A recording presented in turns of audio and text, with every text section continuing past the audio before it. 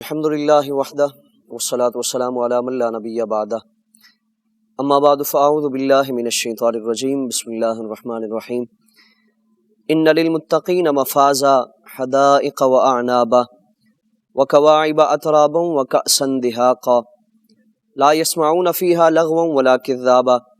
جزاء من ربک عطاء حسابا صدق اللہ مولانا العظیم وبلغنا رسولہ النبی الکریم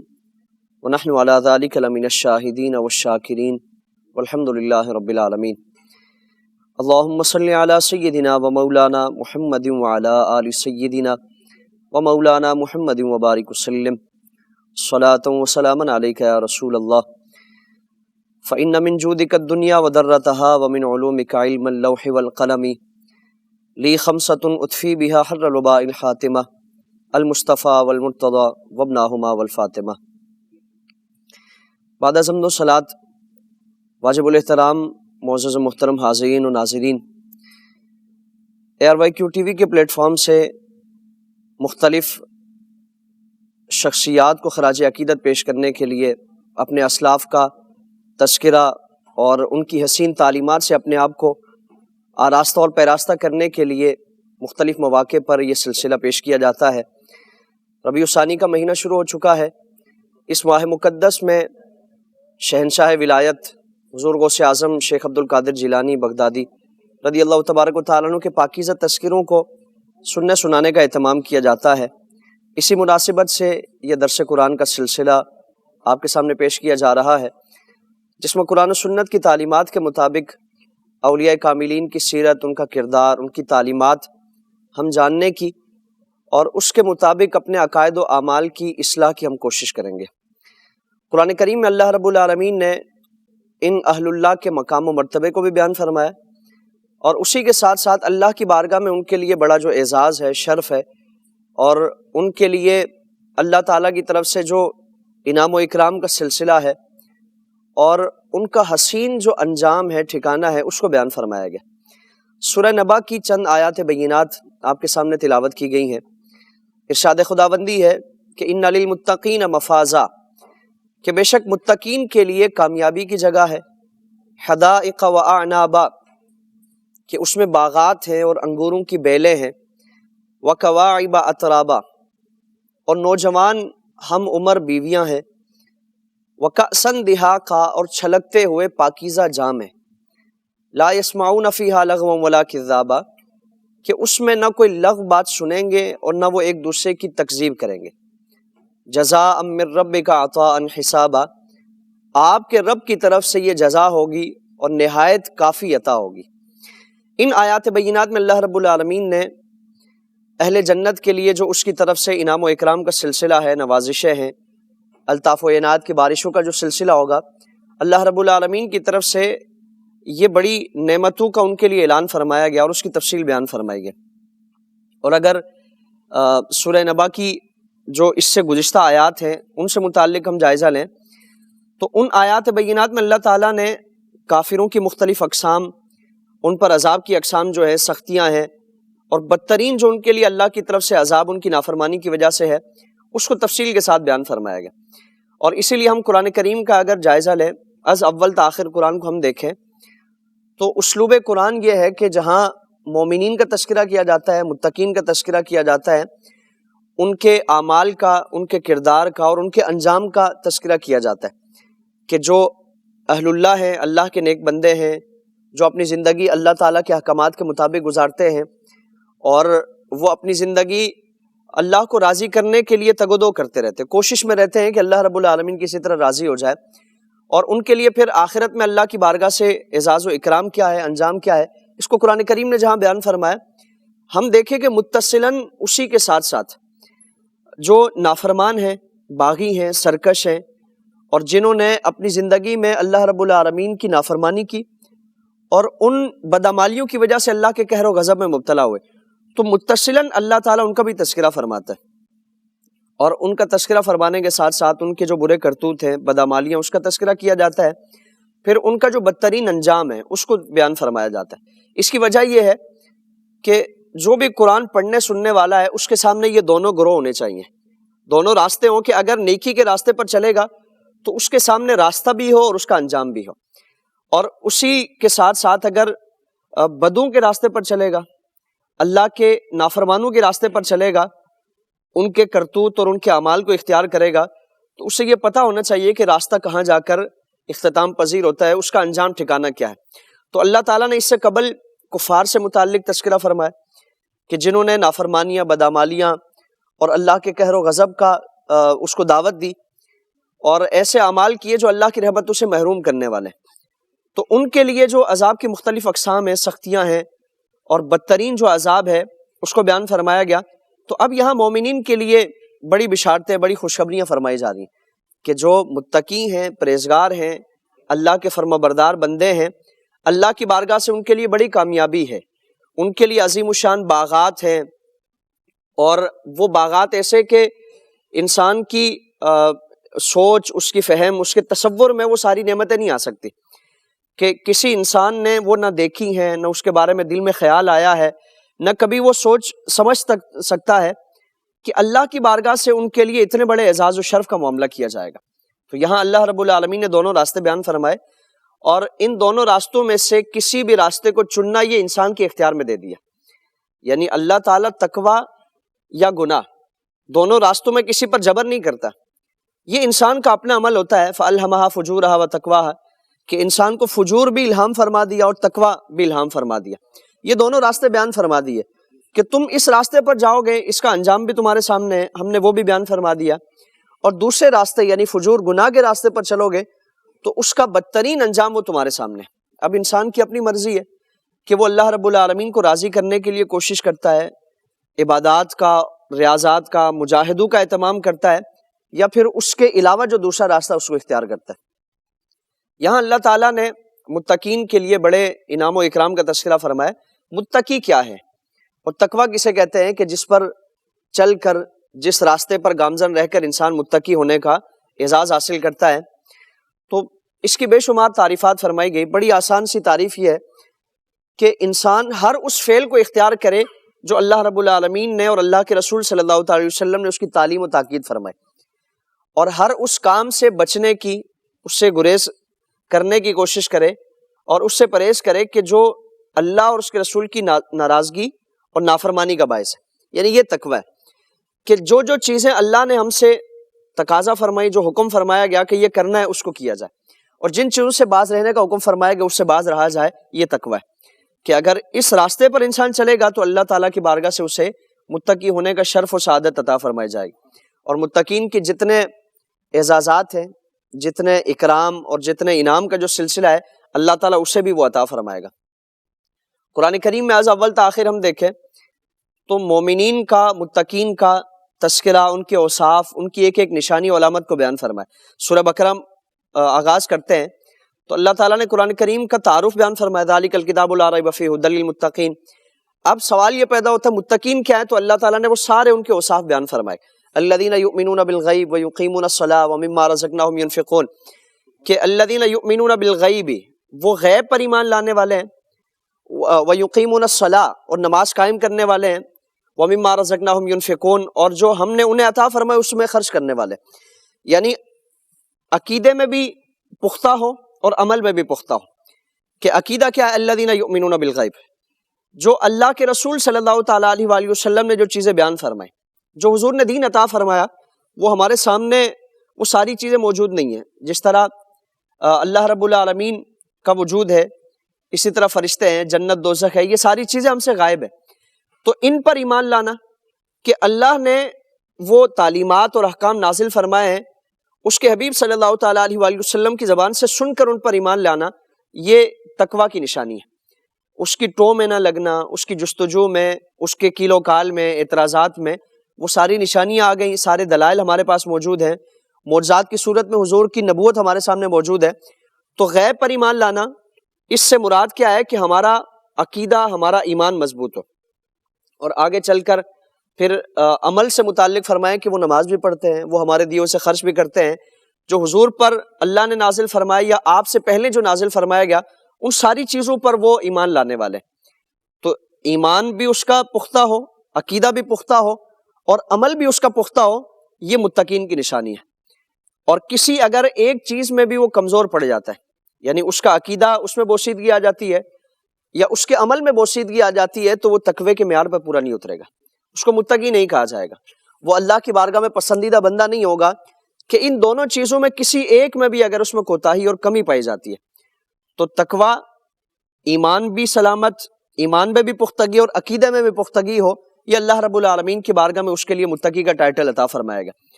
اور پھر آگے چل کر فرمائے کہ اولئک علی ھدی من ربہم واولئک ھم المفلحون، یہ ہدایت پر بھی ہیں اور دنیا اور آخرت میں اللہ تعالیٰ نے انہیں کامیابی بھی عطا فرمائی، یعنی فلاح والے بھی یہی لوگ ہیں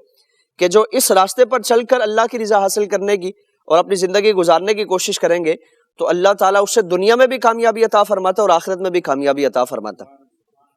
تو یہاں جو انعام کا تذکرہ فرمایا گیا وہ ان لوگوں کے لیے۔ پھر قرآن کریم میں اگر دیگر مقامات پر ہم جائزہ لیں، سورہ بقرہ کی ایک اور آیت جسے آیہ بر کہا جاتا ہے، اور مشرکین کا ایک دعویٰ تھا کہ ہم بڑے نیک اعمال کرتے ہیں، حجاج کو ہم پانی پلاتے ہیں یا حاجیوں کی خدمت کرتے ہیں، خانہ کعبہ کی تعمیر و توسیع اور دیگر اس کی خدمت اور اس کی حفاظت کرنا، یہ ساری چیزیں کرتے ہیں۔ اس پر وہ اترایا کرتے تھے کہ ہم یہ سارے کام کرتے تو ہم بھی اللہ کے برگزیدہ بندے ہیں، اللہ کے پسندیدہ ہیں۔ تو یہاں فرمایا گیا کہ تقویٰ صرف ایک دو چیزوں کو اختیار کرنے کا نام نہیں ہے کہ آپ نے حاجیوں کو پانی پلا لیا، حاجیوں کی دوران حج خدمت کر لی، خانہ کعبہ کی خدمت کر لی، صرف ایک دو چیزوں کا تقویٰ نام نہیں ہے۔ تقویٰ کیا ہے کہ ہر اس چیز کو اختیار کرنا جو اللہ رب العالمین تک لے جانے والا ہو، اللہ کا حکم اختیار کرنا، اس پر عمل کرنا، اللہ کی طرف سے جو پیغامات انبیاء کے ذریعے بھیجے جائیں اس پر عمل کرنا، یہ تقویٰ ہے۔ اور جن چیزوں سے رب ناراض ہوتا ہے ان کو چھوڑ دینا، جن چیزوں سے اللہ رب العالمین نے منع فرمایا ان کو چھوڑ دینا، یہ تقویٰ ہے۔ صرف ایک دو چیزوں کو اختیار کر لینا اور باقی ساری چیزوں کو پس پوچھ ڈال دینا، یہ تقویٰ نہیں۔ تو آیہ بر میں ان ساری چیزوں کو بیان فرمایا کہ لیس البر ان تولوا وجوہکم قبل المشرق والمغرب، کہ مشرق و مغرب کسی ایک سمت میں تم اپنا چہرہ کر لو اور یہ سمجھ لو کہ نیکی ہو گئی اور ہم نیکی کے راستے پر ہیں۔ فرمایا کہ صرف نیکی اتنی محدود نہیں ہے، تقویٰ اتنا محدود نہیں ہے۔ تقویٰ کیا ہے؟ وَلَٰكِنَّ الْبِرَّ مَنْ آمَنَ بِاللَّهِ وَالْيَوْمِ الْآخِرِ، اور تقویٰ یہ ہے کہ تم اللہ پر ایمان لاؤ، آخرت پر ایمان لاؤ، والملائکۃ والکتاب والنبیین، یہ عقائد بیان فرمائے۔ پھر فرمائے کہ وَآتَ الْمَالَ عَلَىٰ حُبِّهِ ذَوِي الْقُرْبَىٰ وَالْيَتَامَىٰ وَالْمَسَاکِینِ وَابْنِ السَّبِیلِ وَالسَّائِلِینَ وَفِي الرِّقَابِ، یہ تقویٰ کی علامات اور نیکی کے مختلف ذرائع بیان فرمانے کے بعد سب سے بنیادی طور پر عقائد کو بیان فرمائے، ایمان باللہ، ایمان بالرسول، عقیدہ آخرت، یہ ساری چیزیں بیان فرمانے کے بعد پھر حقوق العباد کو بیان فرمائے کہ وَآتَ الْمَالَ عَلَىٰ حُبِّهِ ذَوِي الْقُرْبَىٰ وَالْيَتَامَىٰ وَالْمَسَاکِینِ وَابْنِ السَّبِیلِ وَالسَّائِلِینَ وَفِي الرِّقَابِ، ان ساری چیزوں کو بیان فرمانے کے بعد کہ تم یتیموں کے ساتھ، رشتہ داروں کے ساتھ، مسافروں کے ساتھ اور سائلین کے ساتھ، ان سارے افراد کے ساتھ تم حسن سلوک اختیار کرو۔ پھر فرمایا کہ وَأَقَامَ الصَّلَاةَ وَآتَى الزَّكَاةَ، کہ نماز قائم کرو، زکوٰۃ ادا کرو، یعنی نماز کا، زکوٰۃ کا، وعدوں کو پورا کرنے کا، یہ سارے معاملات کو بعد میں تذکرہ فرمایا۔ پہلے فرمایا کہ تم حقوق العباد کی رعایت کرو، حقوق العباد کا خیال رکھو۔ گفتگو میں ایک مختصر سا بریک حائل ہے، آپ ہمارے ساتھ رہیے گا، ملتے ہیں اس مختصر سے بریک کے بعد۔ ناظرین کرام، پروگرام میں ایک مرتبہ پھر خوش آمدید۔ بریک سے پہلے تقوی کی علامات، تقوی کی نشانیاں اور اس کے مختلف ذرائع، اس سے متعلق گفتگو کی جا رہی تھی۔ قرآن کریم میں تقوی کے مختلف طریقے بیان فرمائے، ذرائع بیان فرمائے گئے، اور اسی کے ساتھ ساتھ جو اہل تقوی ہے ان کے لیے شاندار جو اللہ کی بارگاہ سے اجر و ثواب کا سلسلہ ہے، انعام و اکرام کا سلسلہ ہے، اس کو بار بار بیان فرمایا گیا۔ قرآن کریم کی ایک آیہ مبارکہ ہے جس میں اللہ تعالیٰ نے اہل تقوی کے لیے آخرت میں جو ان کا پروٹوکول ہے اور اللہ کی بارگاہ سے ان کے لیے استقبال کا جو سلسلہ اس کو بیان فرمائے۔ اور استقبال کیسے کیا جائے گا؟ فرمایا کہ وَسِیقَ الَّذِینَ اتَّقَوْا رَبَّهُمْ إِلَى الْجَنَّةِ زُمَرًا، کہ جب اہل تقوی یعنی متقی، پرہیزگار، اللہ کے جو برگزیدہ بندے ہیں کہ جنہوں نے اپنی زندگی اللہ کی رضا حاصل کرنے کے لیے وہ گزار دی، ان کی زندگی میں مصائب و آلام آئے، پریشانیاں آئیں، مشکلات آئیں، ان ساری چیزوں کو فیس کرنے کے باوجود تقوی سے ان کا تعلق نہیں ٹوٹا۔ یعنی آج ہم اپنی زندگی میں جھانک کر دیکھیں، جائزہ لیں کہ اگر حالات ہمارے مزاج کے ناموافق ہوتے ہیں تو ہمارے لیے زندگی پریشان ہو جاتی ہے، اور عبادات، یہ ساری چیزیں ہم اس سے لا تعلق ہو جاتے ہیں اور رب سے ہمارا تعلق کو کمزور پڑ جاتا ہے۔ یعنی ایسے مراحل میں کہ جب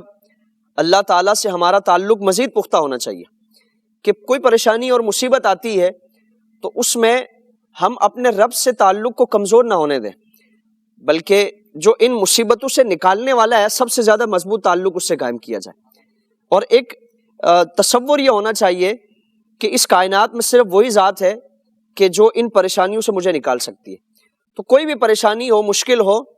وہ اللہ رب العالمین سے ہمارا تعلق کمزور نہیں پڑنا چاہیے۔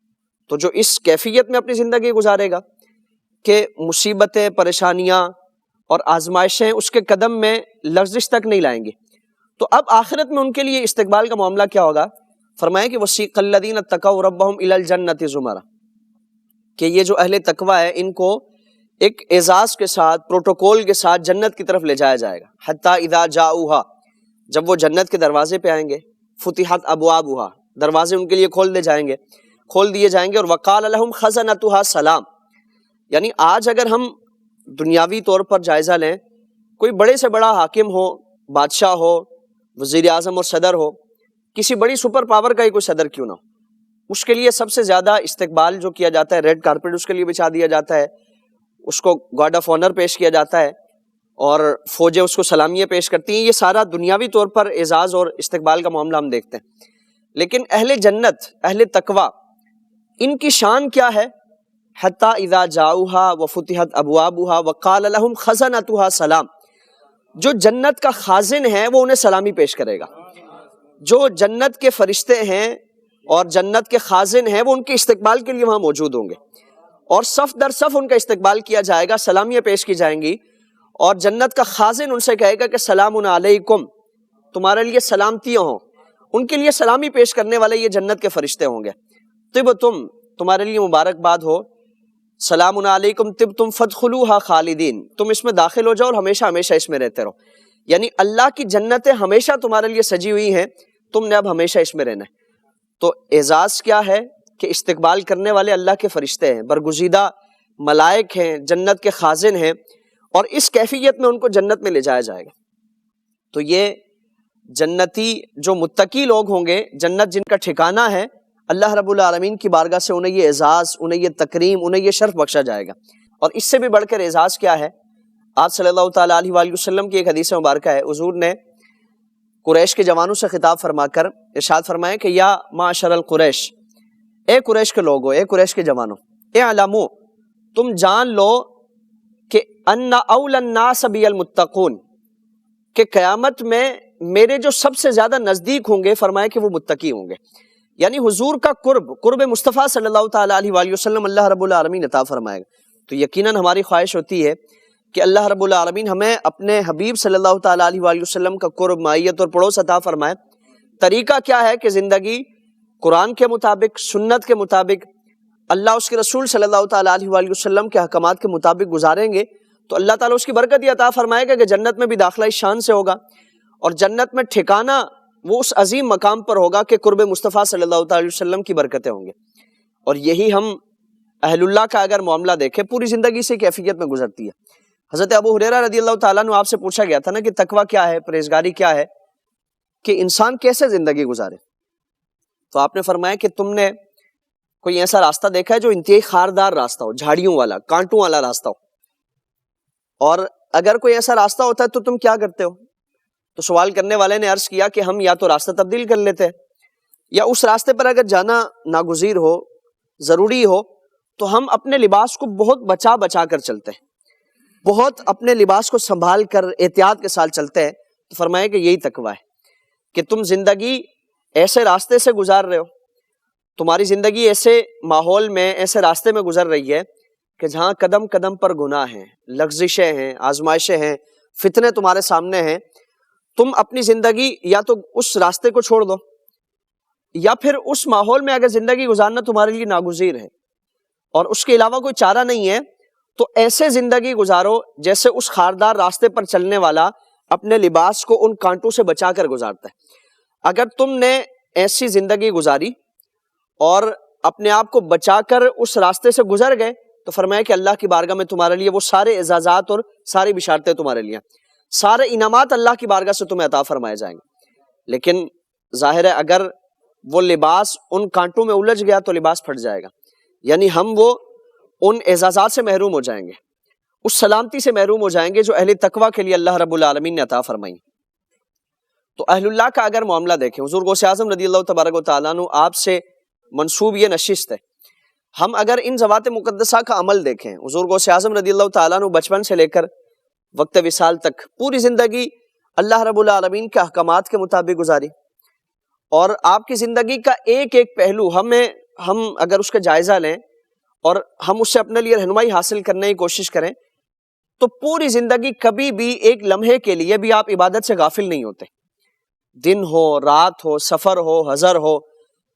تنگی ہو، تکلیف ہو، صحت ہو، بیماری ہو، کوئی کیسی کیفیت کیوں نہ ہو، آپ کی زندگی سے جڑا ہوا کوئی بھی مرحلہ ہو، کوئی بھی پہلو ایسا نہیں ہے کہ جہاں ہمیں عبادت سے غفلت نظر آتی ہے۔ اور اسی کے ساتھ ساتھ ہمیں جہاں اہل تقوی کی پہچان ان ذوات مقدسہ سے ہوتی ہے، اسی کے ساتھ ساتھ ہم اگر اس دور میں متقین کو پہچاننا چاہتے ہیں، اولیاء اللہ کی پہچان چاہتے ہیں، تو ان ذوات مقدسہ کی شخصیات ہمارے سامنے ہیں، ہم ان کو سامنے رکھیں اور ان کی سیرت، ان کا کردار، ان کا طرز زندگی اس کے مطابق دیکھیں کہ اگر ہمارے معاشرے میں جو لوگ موجود ہیں، جو دعوے کرتے ہیں، جو اپنے آپ کو ان سے منسوب کرتے ہیں، اگر ان کی زندگی ان ذوات مقدسہ کے مطابق ہے تو یقیناً وہ اہل تقوی ہے، یقیناً وہ اولیاء کاملین ہیں۔ حضور غوث اعظم رضی اللہ تبارک و تعالیٰ عنہ آپ کے بچپن کا واقعہ بڑا مشہور، ہم بار بار اس کو سنتے ہیں، بچپن سے ہم اس کو پڑھتے سنتے آئے ہیں کہ راستے میں ہیں اور قافلہ ڈاکو نے لوٹ لیا، آپ سے پوچھا جاتا ہے کہ آپ کے پاس کچھ ہے، پورا قافلہ لوٹ لیا جاتا ہے، تو بجائے اس کے کہ آپ اپنا مال بچاتے، آپ نے فرمایا کہ ہمارے پاس اتنے دینار ہیں، اتنے اشرفیاں ہیں، چیک کیا جاتا ہے نہیں ملتی، پھر آپ سے پوچھا جاتا ہے، آپ بار بار فرماتے ہیں کہ میرے پاس موجود ہے، سردار آپ کے پاس آتا ہے، آپ سے پوچھا جاتا ہے، جب آپ کی بتائی ہوئی جو جگہ ہے اس کو تلاش کیا جاتا ہے تو وہاں سے وہ اشرفیاں مل جاتی ہیں، آپ سے حیران ہو کر عرض کیا جاتا ہے کہ کیا وجہ ہے، لوگ مال چھپاتے ہیں اور آپ اپنا مال ظاہر کر رہے ہیں، اس کی وجہ کیا ہے؟ یہ تقوی ہے۔ حضور غوث اعظم اپنے اس بچپنے میں، کم سنی میں، تقوی کی جو تعریف ہے وہ اپنے عمل کے ذریعے ہمارے سامنے پیش فرما رہے ہیں کہ ہر لمحہ، ہر لحظہ اللہ رب العالمین کی فرما برداری کو پیش نظر رکھا جائے، اللہ رب العالمین کی اطاعت کو پیش نظر رکھا جائے، اور یہ ان اولیاء کاملین کا تقوی ہے کہ رخصت ہونے کے باوجود عزیمت کا راستہ اختیار کرتے ہیں۔ آج تو ہم کئی افراد کو دیکھتے ہیں نا کہ وہ تصوف و طریقت سے اپنے آپ کو منسوب بھی کرتے ہیں اور رخصت سے بھی آگے وہ چلے جاتے ہیں، رخصت کا بھی معاملہ اختیار نہیں کرتے، ان کی زندگی ہمیں بالکل لاپرواہی والی نظر آتی ہے۔ حضور غوث اعظم عزیمت کا راستہ اختیار فرما رہے ہیں اس کم سنی میں، جبکہ آپ کے پاس دوسرا راستہ موجود ہے۔ حضور غوث اعظم نے اس کی وجہ کیا بیان فرمائی؟ آپ نے فرمایا کہ میری والدہ نے وصیت فرمائی ہے کہ کبھی زندگی میں جھوٹ نہیں بولنا، اور والدہ نے وصیت کیوں فرمائی کہ والدہ بھی اللہ کی ولیہ ہے، کیونکہ وہ جانتی ہیں کہ سچ کی برکت کیا ہوتی ہے اور جھوٹ کی نحوست کیا ہوتی ہے، اور جھوٹ کی بے برکتی کیا ہوتی ہے یہ آپ کی والدہ اور آپ کے والد جانتے ہیں، کیونکہ آپ مادرزاد بھی ولی ہیں، آپ کے والدین بھی اولیاء اللہ ہیں، اور آپ کے اجداد چاہے وہ ننیال میں سے ہو ددیال میں سے ہو، اللہ تعالیٰ کی معرفت انہیں حاصل ہے۔ تو تقوی کیا ہے اور ایک ولی کا کردار کیسا ہونا چاہیے، حضور غوث اعظم اس چیز کو بیان فرما، اور اگر پھر یہ کردار ہوگا تو اللہ تعالیٰ معاشرے میں اس کی برکتیں کتنی عطا فرمائے گا۔ آج ہمیں جو اتنے افراد ہونے کے باوجود، تصوف و طریقت کے نام پر ایک دراز سلسلہ ہونے کے باوجود ہمیں اس کے معاشرے میں اثرات نظر کیوں نہیں آتے؟ اس کی وجہ کیا ہے کہ وہ خود عمل سے بیگانے ہوتے ہیں، خود عمل سے ان کا کوئی تعلق نہیں ہوتا، اور دعوے ہوتے ہیں، نعرے ہوتے ہیں، بڑے بڑے القابات، بڑے بڑے قصے کہانیاں ہیں، یہ ساری چیزیں موجود ہیں، لیکن چونکہ عمل سے وہ بیگانے، اس لیے معاشرے میں اس کے اثرات ہمیں نظر نہیں آتے۔ حضور غوث اعظم ابھی کم سن ہیں، ابھی چند سالہ آپ کی زندگی ہے، ابھی آپ نے کوئی تصوف و طریقت اور راہ سلوک کی منازل طے نہیں فرمائی ہیں، لیکن اس کے باوجود اللہ تعالیٰ نے آپ کی زبان میں یہ تاثیر عطا فرمائی کہ وہ ڈاکوؤں کا سردار جب آپ کا یہ فرمان سنتا ہے تو اپنے ساتھیوں سے کہا کہ یہ کیسا بچہ ہے کہ جو اتنی کم سنی کے باوجود اپنی والدہ کی وصیت کو نظر انداز نہیں کر رہا اور اپنے مال کو بچانے کے لیے اپنی والدہ کی نافرمانی نہیں کر رہا۔ اور ہم کتنے بدبخت ہیں کہ اتنے بڑے ہونے کے باوجود، اتنی عمر گزارنے کے باوجود، اتنا عقل و شعور و سمجھ ہونے کے باوجود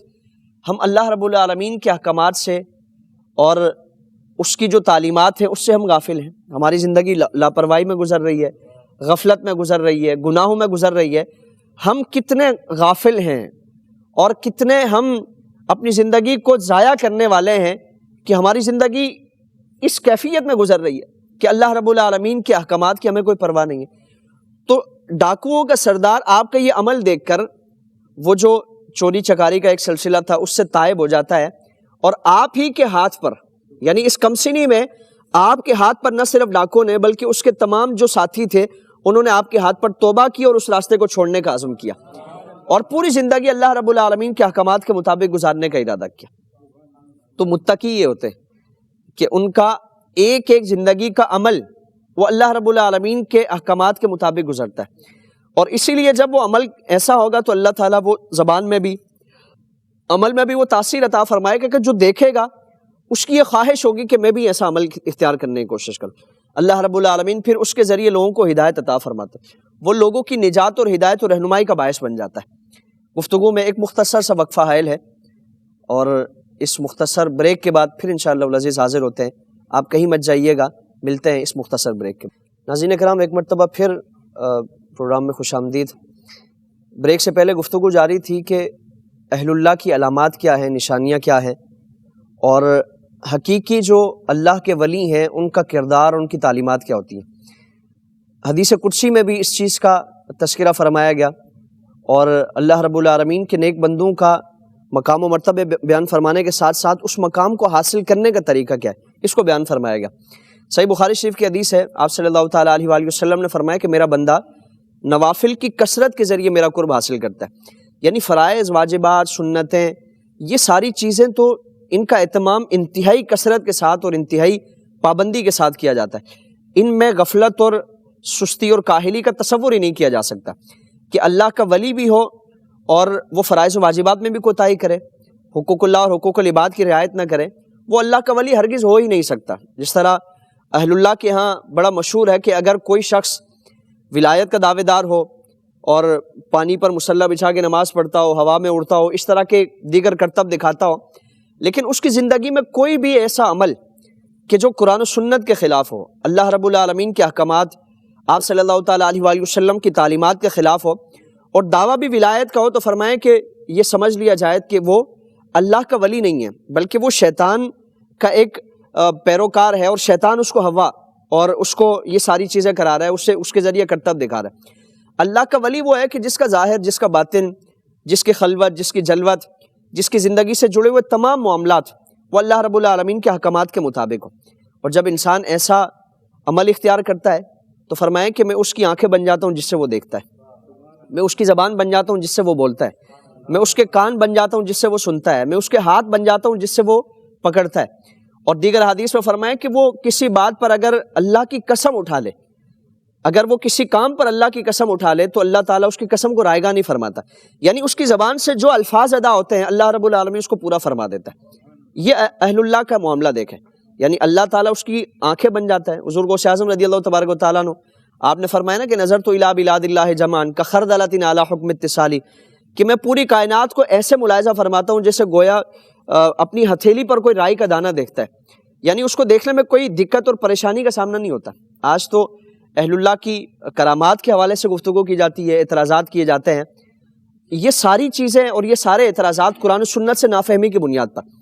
کرامت کا انکار کرنا در حقیقت قرآن کا انکار کرنا، حدیث کا انکار کرنا ہے۔ قرآن کریم حضرت سلیمان علیہ السلام کی امت کے ولی کی کرامت کو بیان فرمایا گیا، یعنی اگر امت سلیمان کے جو ولی ہیں ان کی کرامت اور ان کی طاقت اتنی ہے تو حضور کے امت کے جو اولیاء کاملین ہیں، جو تمام امتوں کے اولیاء سے افضل و اعلیٰ ہیں، ان کو اللہ رب العالمین کس قدر طاقتیں اور کس قدر کمالات عطا فرمائے گا اس کا اندازہ نہیں کیا جا سکتا۔ اور صحیح بخاری، مسلم اور دیگر کتب حدیث میں تو کرامات کا باب وہ بڑا وسیع ہے۔ اور اہل اللہ کی کرامات، حضرت جابر اپنے والد سے متعلق فرماتے ہیں، صحیح بخاری شریف کی حدیث ہے کہ غزوہ احد کی رات والد گرامی نے ہم سے فرمایا کہ وصیتیں فرمائی، مختلف معاملات سے متعلق، لوگوں کے ساتھ اس نے سلوک، رشتہ داروں کے حقوق، ان ساری چیزوں سے متعلق وصیت فرما کر فرمائیں کہ میں یہ یقین کر رہا ہوں اور میرا یہ خیال ہے کہ کل جنگ میں شہید کیا جاؤں گا اور سب سے پہلے شہید ہونے والا میں ہوں گا۔ حضرت جابر فرماتے کہ جب جنگ ہوئی تو جیسا والد گرامی نے فرمایا تھا سب سے پہلے شہید ہونے والے وہ تھے، یعنی اللہ کے ولی کو اللہ رب العالمین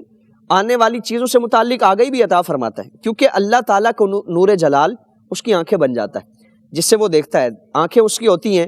کمال اللہ تعالیٰ عطا فرماتا ہے۔ حضرت عمر فاروق رضی اللہ تعالیٰ عنہ اپنے منبر پر ہے، فرمایا کہ ساریہ پہاڑ کی اوٹ میں چلے جاؤ، وہاں سے ہو کر حملہ کرو، اللہ تعالیٰ تمہیں فتح عطا فرمائے۔ ساریہ کہاں؟ حضرت عمر فاروق کہاں؟ یعنی آج کرامات کے حوالے سے انکار، یہ در حقیقت قرآن کا اور سنت کا انکار، فرامین مصطفیٰ صلی اللہ تعالیٰ علیہ وآلہ وسلم کا انکار۔ حضرت ساریہ کئی دنوں کے بعد جب آئے، پوچھا گیا تو کہا کہ ہم بڑی پریشانی میں تھے، بڑی مشکل میں تھے، ہمیں کفار نے گھیر لیا تھا، اچانک میری سماعتوں سے حضرت عمر فاروق کی آواز ٹکرائی اور آواز آپ نے فرمایا کہ ساریہ پہاڑ کے پیچھے چلے جاؤ، ہم نے آپ کی ہدایات پر عمل کیا، وہاں سے ہو کر کفار پر حملہ کیا، اللہ تعالیٰ نے ہمیں فتح عطا فرما دی۔ ایک تو حضرت عمر فاروق کی نگاہ کا کمال کہ مدینے میں اپنے منبر سے ہو کر حضرت ساریہ کے ساتھ کیا پریشانی ہے اس کو ملاحظہ فرما رہے، اور حضرت ساریہ کی سماعت کا کمال کہ وہاں سے ہو کر حضرت عمر فاروق کی جو گفتگو ہے، حکم ہے، اس کو سماعت بھی فرمایا، اس پر عمل کیا، اللہ رب العالمین نے فتح عطا فرما دی۔ تو اللہ تعالیٰ کا نور جلال جب کسی کی آنکھیں، کسی کے کان، کسی کی زبان، کسی کے ہاتھ بن جاتا ہے تو اللہ تعالیٰ پوری کائنات اس کی دسترس میں فرما دیتا ہے، دور و نزدیک اس کے سامنے ہو جاتے ہیں، ہر مشکل و آسان چیز کا تصرف اس کے اختیار میں دے دیا جاتا ہے۔ یہ اللہ رب العالمین۔ اور حضرت سفینہ کا جو مشہور واقعہ ہے نا کہ روم کے سفر میں لشکر سے آپ بچھڑ گئے، مشکات شریف میں اس حدیث کو روایت کیا گیا، تو جنگل میں شیر آپ کے سامنے آ گیا، اللہ کے ولی کا اللہ کی بارگاہ میں مقام یہ ہے، شیر آپ کے سامنے آ گیا، آپ نے مرعوب ہونے کے بجائے حکم فرمایا کہ میں رسول اللہ کا غلام ہوں، شیر کو حکم فرمایا کہ میں رسول اللہ کا غلام ہوں، راستہ بھٹک گیا ہوں، مجھے راستہ اور مجھے لشکر کے ساتھ تم ملاؤ۔ تو روایت میں ہے کہ شیر آپ کے آگے آگے جانے لگا، سر جھکا کر آپ کے ادب و احترام میں آپ کو راستہ بتاتے ہوئے لشکر کے پاس لے کر آیا، اور لشکر کے پاس آپ کو چھوڑ کر واپس اپنے راستے پیچھے چلا گیا۔ یعنی ایک شیر بھی جانتا ہے کہ ولی کا مقام کیا ہے، اور اس کے ذریعے یہ بھی پتا چلا کہ اہل اللہ کا یہ مقام کہ زبان ان کی ہوتی ہے، اللہ تعالیٰ اس میں کمال یہ عطا فرماتا ہے کہ وہ اگر بولنا چاہیں، کسی کو حکم کرنا چاہیں تو ضروری نہیں ہے کہ وہ انسان اور جن ہی ان کا حکم مانیں گے، اللہ تعالیٰ پوری کائنات ان کے اختیار میں دے دیتا ہے، پوری کائنات ان کے تصرف میں دے دیتا ہے، اللہ تعالیٰ اپنے اولیاء کاملین کو یہ کمال عطا فرماتا ہے۔ تو ولی کیا ہے کہ عبادات کی کثرت، مجاہدات، ریاضتیں، اللہ رب العالمین کی بندگی اور اعمال صالحہ میں زندگی گزرے گی، اللہ تعالیٰ یہ کمالات عطا فرماتا ہے، یہ مقام عطا فرماتا ہے۔ دنیاوی طور پر عزتیں عظمتیں عطا فرمائی جاتی ہیں، اور آخرت میں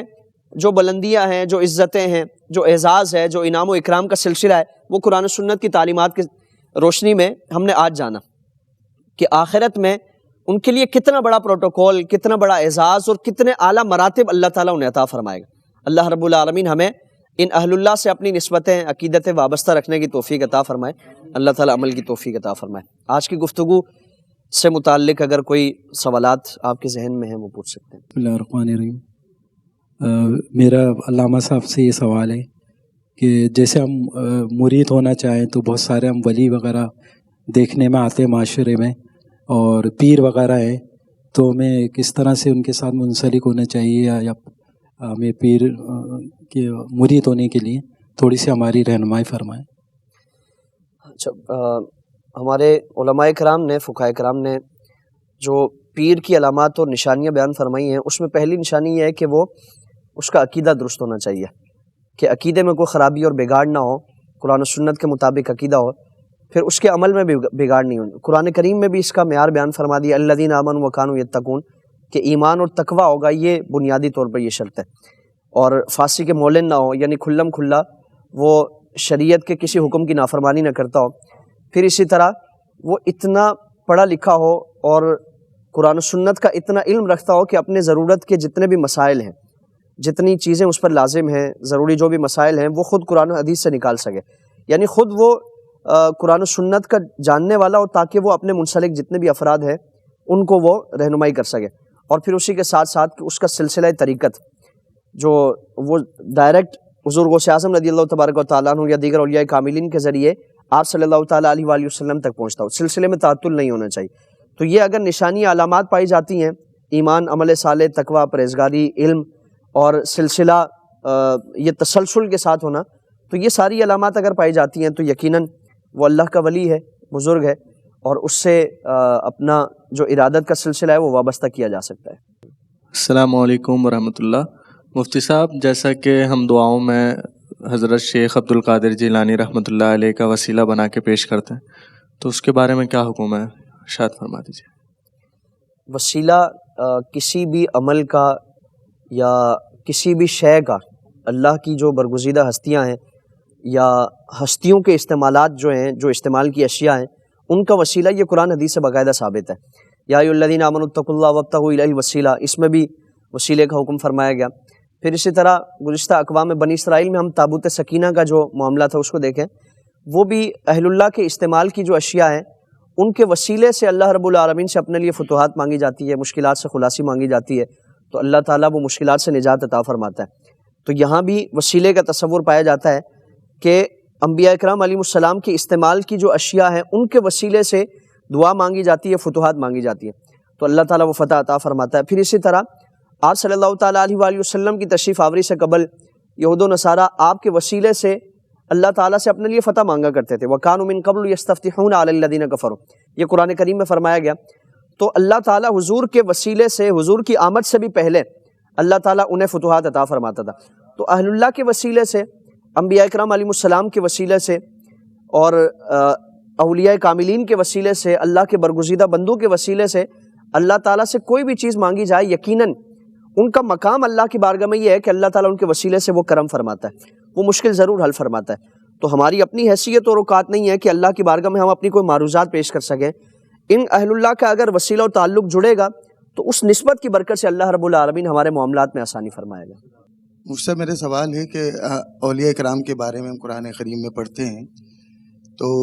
اس کی کیا پہچان ہے کہ اولیاء کرام مقصد ہمارے یہاں جو موجود ان کے عمل کیا تھے، وہ کس طریقے سے، اور پہچانیں گے کیسے ہم کہ یہ اللہ کے ولی ہیں؟ اس سے پہلے جو گفتگو ہوئی اس میں اولیاء کاملین کی تفصیلات، ان کی علامات، ان کی نشانیاں، ان کی پہچان کیا ہے، کہ وہ ان کی زندگی کا جڑا ہوا کوئی بھی پہلو، کوئی بھی لمحہ وہ عبادت سے غافل نہ ہو، اور اس میں اللہ رب العالمین کی نافرمانی کا کوئی پہلو نہ پایا جاتا۔ حضور خواجہ غریب نواز علیہ الرحمہ آپ کی بارگاہ میں ایک شخص مرید ہونے کے لیے آیا تھا نا، تو کئی دن اس نے لگائے، مہینے ہو گئے، کوئی کرامت نہیں دیکھی اور کوئی اس طرح کا معاملہ نہیں دیکھا، تو واپس جانے لگا۔ آپ نے پوچھا کہ آئے کیوں تھے؟ عرض کیا کہ حضور مرید ہونے کا ارادہ تھا، کوئی کرامت نہیں دیکھی، کسی صاحب کرامت ولی کے پاس جا کر اس کا مرید ہونا ہے۔ تو آپ نے فرمایا کہ یہ بتاؤ کہ یہ جو مہینے تم نے گزارے ہیں اس میں کوئی بھی ایک بھی لمحہ ایسا گزرا ہے کہ جس میں تم نے میرے کردار، میرے عمل اور میرے معمولات میں کوئی اللہ کی نافرمانی والا پہلو دیکھا ہے؟ تو عرض کی کہ حضور کوئی ایسا معاملہ نہیں دیکھا۔ تو فرمایا کہ یہی ولی کی پہچان ہے، یہی ولایت ہے کہ انسان کی زندگی سے جڑا ہوا ہر لمحہ وہ اللہ رب العالمین کے احکامات کے مطابق ہو۔ تو انسان اگر کوئی بھی دعویٰ کرنے والا ہے، تصوف کوئی ظاہری لبادے کا نام نہیں ہے کہ لمبے بال رکھ لیے، 5-6 انگوٹھیاں پہن لی، عجیب و غریب قسم کا چوگا پہن لیا، یہ ان ساری چیزوں کا تصوف ظاہری لبادے کا نام نہیں، یا مخصوص علامات کا نام نہیں۔ اللہ رب العالمین کی عبادت، اللہ کی اطاعت، اللہ کے رسول صلی اللہ تعالیٰ علیہ وآلہ وسلم کی فرما برداری اور دین کے مطابق اپنی زندگی گزارنا، یہ ولی کی پہچان ہے۔ اگر اس طریقے کے مطابق زندگی گزارنے والے ہیں تو یقیناً اللہ رب العالمین کا انہیں قرب اور معرفت حاصل ہے، اور جو ان سے جڑے گا اللہ تعالیٰ ان کی برکتیں اسے بھی عطا فرمائے گا۔ اور جو ایسا نہیں ہے، وہ خود پہنچا ہوا نہیں ہے، خود اللہ کی بارگاہ میں اس کا کوئی مقام و حیثیت نہیں ہے، تو یقیناً اس سے وابستگان جو ہیں وہ بھی گمراہ ہوں گے، بھٹکے ہوں گے، اپنا وقت اور اپنا جو بھی سرمایہ ہے، توانائیاں ہیں، وہ ضائع کریں گے۔ تو ایسے افراد سے وابستہ ہوں جو اللہ رب العالمین کی معرفت اور پہچان رکھتے ہیں اور اللہ کی بارگاہ میں انہیں مقام حاصل ہے۔ آج کی گفتگو میں اولیاء کاملین کی تعلیمات اور قرآن و سنت سے ان کے فضائل و مناقب بیان کرنے اور سننے کی سعادت حاصل کی گئی۔ اللہ رب العالمین ان پاکان امت سے پوری زندگی وابستہ رہنے کی توفیق عطا فرمائے، اور قرآن و سنت کے معیارات کے مطابق ہمیں اہل اللہ سے وابستہ ہونے کی توفیق عطا فرمائے۔ اللہ تعالیٰ عمل کی توفیق عطا فرمائے۔ وما علینا الا البلاغ المبین۔